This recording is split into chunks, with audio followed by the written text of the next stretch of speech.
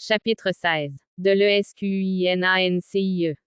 363. Les esquinancies qui ne se traduisent par aucune modification soit au cou, soit au pharynx, mais qui causent une grande suffocation et de la dyspnée, tuent le jour même et le troisième. Pronost. 23. Initiaux. 364. Celles qui sont accompagnées de tuméfaction et de rougeur au cou, causent, il est vrai, les mêmes accidents, mais avec plus de lenteur. Pronost. 23. In medio.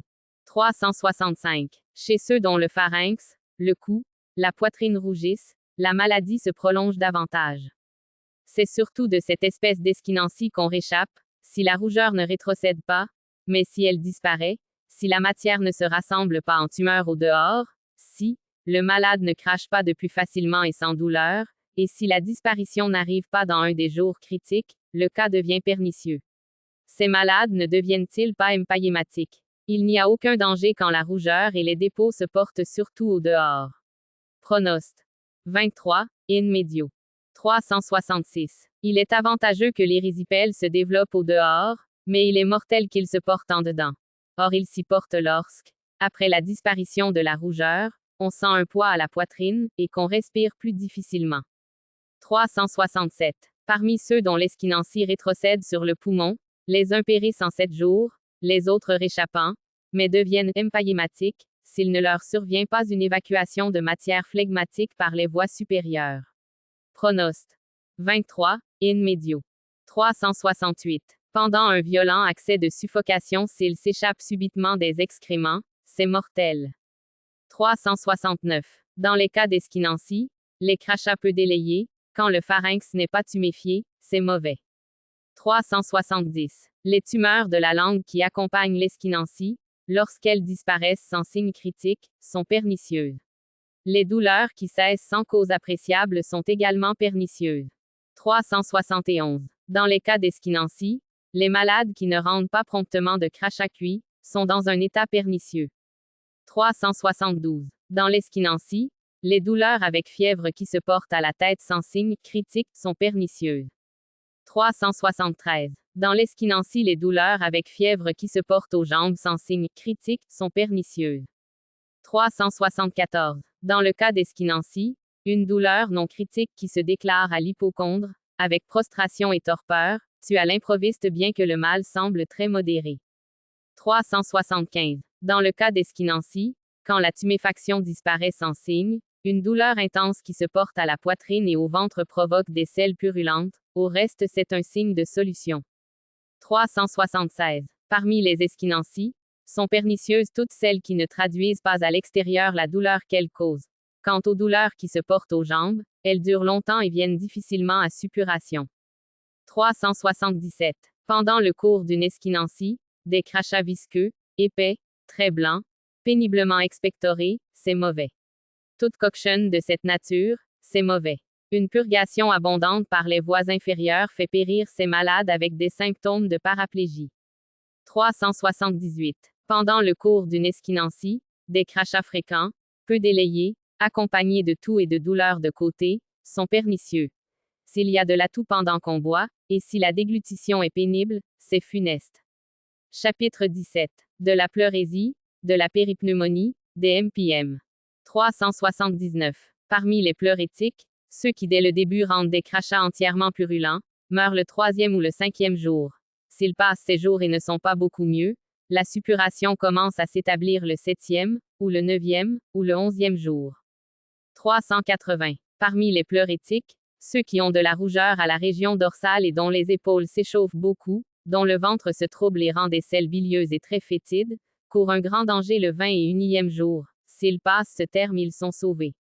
381. Les pleurésies sèches et sans crachat sont les lues fâcheuses. Sont également redoutables les pleurésies dans lesquelles des douleurs se portent aux parties supérieures. 382. Les pleurésies sans tiraillement spasmodique sont plus dangereuses que celles avec tiraillement spasmodique. 383. Les pleurétiques qui dès le début ont la langue bilieuse, sont jugés le 7e jour. Ceux qui ne l'ont que le 3e ou le 4e jour, sont jugés vers le 9e. 384. Si dès le début il paraît sur la langue quelques bulles livides, telles qu'il s'en forme sur l'huile lorsqu'on y trempe un fer rouge, la solution de la maladie devient plus difficile et la crise est différée jusqu'au 14. Les malades, en général, crachent du sang. 385. Dans les pleurésies, les crachats commençant à se cuire et à film expectorés le 3e jour, attend la solution. Si c'est plus rare, il la retarde. 386. Dans les pleurésies, il est avantageux que les douleurs se calment, que le ventre s'amollisse, que les crachats sortent colorés, qu'il ne se fasse pas de murmures dans la poitrine, et que l'urine coule bien. Les phénomènes contraires sont fâcheux, comme aussi les crachats douceâtres.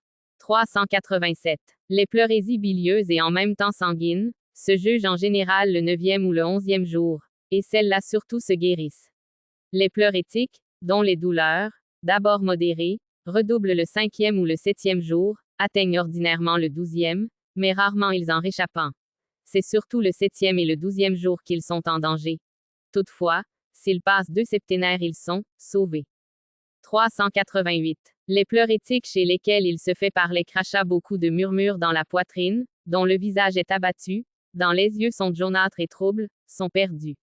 389. Ceux qui deviennent empaïématiques par suite d'une pleurésie, expectorent complètement, le pus dans les 40 jours qui suivent l'ouverture de l'MPM. 390. Dans toutes les pleurésies et les péripneumonies, il faut que les crachats soient expectorés facilement et de bonne heure, que la partie jaune y soit intimement mélangée. Car expectorés longtemps après l'invasion de la douleur, jaune ou sans mélange, et provoquant une forte toux, ils sont funestes. Sont tout à fait mauvais les crachats d'un jaune pur, les visqueux, les blancs, les arrondis, ceux fortement colorés en vert, les spumeux, les livides et les érugineux. Sont encore plus mauvais les crachats si peu mélangés qu'ils paraissent noirs. Pronost. 14. Initiaux. Si le jaune est mélangé avec un peu de sang au début de la maladie, c'est un signe de guérison. Mais le 7e jour ou plus tard, c'est un signe moins rassurant. Les crachats très imprégnés de sang, ou livides dès le commencement, sont dangereux. Sont également funestes les crachats spumeux, les jaunes, les noirs, les érugineux, les visqueux et ceux qui se colorent promptement. Les crachats muqueux et fuligineux se colorent promptement et sont plus rassurants. Ceux qui arrivent dans les 5 premiers jours à la couleur de la queue lion sont meilleurs. 391. Tout crachat qui ne dissipe pas la douleur est funeste. Celui qui la dissipe est avantageux. Pronost. 14. In fine. 392. Tous ceux qui, en même temps qu'ils ont une expectoration bilieuse, crachent du pus, séparément ou mélangés avec la bile, meurent en général le 14e jour, à moins qu'il ne survienne quelqu'un des bons ou des mauvais signes qui ont été décrits. S'il n'en survient aucun, la mort arrive comme il a été dit, surtout chez ceux qui ont commencé à cracher ainsi le 7e jour. Pror. 15. Initiaux. Parenthèse fermante. 393. Il est bon en pareil cas, et dans toutes les maladies des poumons, de supporter facilement la maladie, d'être délivré de la douleur, d'expectorer sans gêne, de respirer librement, de n'être pas altéré, d'avoir une chaleur et une souplesse uniforme de tout le corps, de présenter dans le sommeil, les sueurs, les urines et les selles, les signes avantageux. Les phénomènes contraires sont mauvais. Si donc tous ces avantages se trouvent réunis avec une telle expectoration, le malade réchapperait. Mais si les uns se rencontrent sans les autres, il ne vivra pas plus de 14 jours, et quand il s'y joint des symptômes contraires, il meurt plus vite. Pronost. 15. In fine. 394. Toutes les douleurs qui siègent dans ces régions, et qui ne se dissipent ni par l'expectoration ni par la saignée, ni par le régime, entraînent la suppuration. Pronost. 15. Initiaux.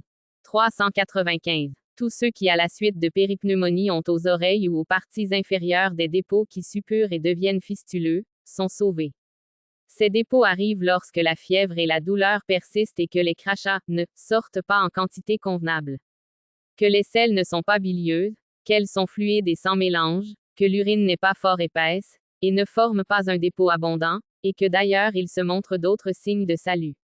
Or, ces dépôts se forment, aux parties inférieures, quand une phlegmasie s'est déclarée aux hypocondres. Aux parties supérieures, quand l'hypocondre est souple et indolent et que les malades sont pris pendant quelque temps d'une dyspnée qui disparaît sans cause évidente. Pronost. 18. Initiaux. Parenthèse fermante. 396. Les dépôts qui se forment aux jambes dans les péripneumonies très dangereuses sont tous utiles. Les meilleurs sont ceux qui arrivent lorsque les crachats deviennent purulents de jaune qu'ils étaient. Mais si les crachats ne sortent pas en proportion convenable, si les urines ne déposent pas un bon sédiment, le sujet court risque d'être boiteux ou de donner beaucoup d'embarras au médecin. Mais si les dépôts rétrocèdent sans que le fièvre cesse, et sans que l'expectoration se fasse, le malade est dans le danger de mort ou de délire. Pronost. 18. In medio. Les rouilleries pneumoniques qui n'ont pas été purgées des crachats dans les jours d'ectétoire, et qui ont passé les 14 jours avec du délire, courent le danger de devenir empayématiques. 397. Les péripneumonies qui résultent de la répercussion d'une pleurésie sont moins dangereuses que celles qui débutent d'emblée. 398. Ceux qui ont le corps dense et qui se livrent aux exercices gymnastiques sont plus vite enlevés par les pleurésies ou les péripneumonies que ceux qui ne se livrent pas à ces exercices. 399. Il est mauvais que le coryza et l'éternème précèdent et viennent compliquer la péripneumonie. Dans les autres maladies, l'éténuement n'est pas sans utilité. Pronst. 14. In medio. 400. Chez les péripneumoniques, quand la langue est tout entière blanche et rugueuse, les deux parties du poumon sont enflammées. Lorsqu'il n'y en a qu'une moitié, c'est la partie correspondante du poumon qui est enflammée. Quand la douleur se fait sentir à une seule des clavicules, un des lobes supérieurs du poumon est malade. Quand elle se porte aux deux clavicules, les deux lobes du poumon sont entrepris. Quand elle se fixe au milieu de la poitrine, le lobe moyen est malade. Quand c'est à la base, c'est le lobe inférieur qui est entrepris. Quand un côté tout entier est douloureux, toute la partie correspondante du poumon est malade. Si les bronches sont tellement enflammées qu'elles s'appliquent contre la plèvre, la partie du corps correspondante est paralysée, et il se forme des taches livides, des ecchymoses, sur le thorax. Les anciens appelaient ces malades frappés. Mais si elles ne s'enflamment pas assez violemment pour s'appliquer contre la plèvre, la douleur est à la vérité générale, néanmoins les malades ne sont pas paralysés et ils n'ont pas de taches livides. 401. Quand le poumon tout entier et le cœur sont enflammés d'une manière à s'appliquer contre les parois de la poitrine, le malade est entièrement paralysé. Il gît froid et insensible et meurt le 2e ou le 3e jour. Mais si le cœur n'est pas entrepris en même temps, ou s'il l'est moins, les malades vivent plus de temps, quelques-uns même réchappant. 402. Chez ceux qui deviennent empayématiques, surtout par suite de pleurésie et de péripneumonie, la chaleur est continuelle, faible le jour, mais plus forte la nuit. Il n'y a point d'expectoration notable, il survient des sueurs au cou, à la clavicule. Les yeux s'enfoncent, les joues rosissent, les doigts des mains sont chauds et rugueux, les ongles se recourbent et se refroidissent. Il s'élève des tumeurs aux pieds et des phlistènes sur tout le corps. L'appétit est perdu. Tels sont les signes que présentent les MPM dont la marche est chronique. Pronost. 17. Initiaux. Ceux qui s'ouvrent promptement se reconnaissent aux signes qui accompagnent la suppuration, et aux douleurs qui se font sentir dès le début s'il survient en même temps plus de dyspnée. Pronost. 17. In med. La plupart des MPM s'ouvrent, ceux-ci le 20e, ceux-là le 40e, quelques-uns le 60e jour. Chez ceux qui dès le début ont une douleur intense, de la dyspnée, de la toux avec expectoration, attendez-vous à la rupture de l'MPM pour le 20e jour ou même plus tôt. Chez ceux qui présentent ces symptômes plus modérés, l'ouverture sera réglée en proportion. On calculera en partant du moment où pour la première fois le malade a été pris de douleur, de pesanteur, de fièvre et de frissons. La douleur, la dyspnée, un ptyalisme doivent nécessairement précéder la rupture des MPM. Pronost. 16. Initiaux. Ceux que la fièvre quitte aussitôt que la rupture a eu lieu et qui recouvrent l'appétit, qui expectorent facilement un pus blanc, inodore, lié, d'une couleur uniforme et non phlegmatique, non séreux, et qui rentrent par en bas des matières un peu compactes, sont en général promptement guéris. Mais ceux que la fièvre ne quitte pas, qui sont altérés, sans appétit, et dont le pus est livide ou verdâtre, ou phlegmatique, ou spumeux, dont le ventre est relâché, meurent. Quant à ceux qui présentent quelques-uns de ces phénomènes sans les autres, les uns meurent, les autres guérissent après un long espace de temps. Pronost. 17. In fine. Parenthèse fermante. 403. Ceux qui sont menacés d'MPM expectorent des crachats d'abord salés et ensuite plus doux. 404. Ceux chez lesquels il se forme des abcès dans le poumon, rendent le pus dans les 40 jours qui suivent la rupture de cet abcès. S'ils dépassent ce terme, sans être purgés, ils deviennent en général phtisiques. 405. Dans le cas de douleur de côté, un flux de sang par les narines est mauvais. 406. Les empayématiques qui vont mieux, et qui expectorent des crachats fétides, une rechute laitue. 407. Ceux qui, dans les cas de pleurésie rendent des crachats purulents, un peu bilieux, arrondis, ou purulents et sanguinolents, tombent après quelque temps dans un état pernicieux. Sont également dans un état pernicieux, ceux qui crachent des matières noires, fuligineuses, ou dont les crachats semblent colorés par un vin d'un rouge très foncé. 408. Ceux qui crachent du sang écumeux et souffrent à l'hypocondre droit, le crash du foie, et périssent pour la plupart. 409. Ceux chez lesquels la succution fait rendre un pus bourbeux et fétide, périssent pour la plupart. 410. Ceux dont le pus colore une sonde comme elle le serait par le feu, périssent pour la plupart. Pronost. 18. In fine. 411. Les individus qui ont mis douleur de côté, mais non pleurétique et qui éprouvent des perturbations du ventre avec déjection de matière ténue, deviennent frénétiques. 412. Dans les maladies du poumon, un flux de sang d'un rouge très foncé, c'est funeste. 413. Des crachats visqueux et salés avec enrouement, c'est mauvais. Si en outre il se forme quelques tuméfactions à la poitrine, c'est mauvais. Des douleurs survenant au cou alors que ces tumeurs ont disparu, c'est pernicieux. 414. L'enrouement avec toux et relâchement du ventre, fait évacuer du pus par en haut. 415. Dans une péripneumonie, quand les urines épaisses au début deviennent ensuite ténues avant le 4e jour, c'est mortel. 416. Ceux qui étant affectés de péripneumonie sèche, expectorent une petite quantité de matière cuite, sont dans un état inquiétant. 417. Les érythèmes qui, en pareil cas, s'étendent sur la poitrine, sont funestes. 418. Quand une douleur de côté, qui s'est montrée pendant une expectoration bilieuse, disparaît sans cause légitime, les malades tombent dans le transport. Pror. 97. 419. Les fièvres rémitantes déterminées par l'MPM sont le plus souvent accompagnées de petites sueurs. 420. La surdité survenant chez les empayématiques présage des selles sanguinolentes. Chez ces sujets il y a des selles noires aux approches de la mort. 421. Une douleur de côté avec fièvre chronique présage une expectoration de pus. 422. Ceux qui ont des frissonnements réitérés deviennent empayématiques. Du reste chez ces individus la fièvre détermine l'MPM. 423. Ceux qui par suite d'une douleur de côté perdent l'appétit, éprouvent quelques symptômes de cardialgie, se couvrent de sueur, ont le visage coloré, et le ventre plus relâché que d'habitude, sont attaqués d'MPM dans les poumons. 424. L'hydropysie sèche donne lieu à l'orthopnée. 425. Les tiraillements spasmodiques sont tous fâcheux, causent à leur début des douleurs intenses, et laissent après eux un souvenir pénible, mais les plus fâcheux sont ceux de la poitrine. 426. Ils mettent plus particulièrement en danger les malades qui ont en même temps un vomissement de sang, une fièvre violente, des douleurs sous le sein, dans le thorax et dans le dos, car ceux qui présentent tous ces symptômes meurent promptement. Mais ceux chez lesquels ils ne sont ni réunis ni très intenses, meurent plus tard. Ils sont dans un état phlegmasique très prononcé pendant 14 jours. 427. Pour ceux qui crachent du sang, il est avantageux d'être sans fièvre, de tousser un peu, d'avoir une légère douleur, il l'est également que les crachats s'atténuent vers le 14e jour.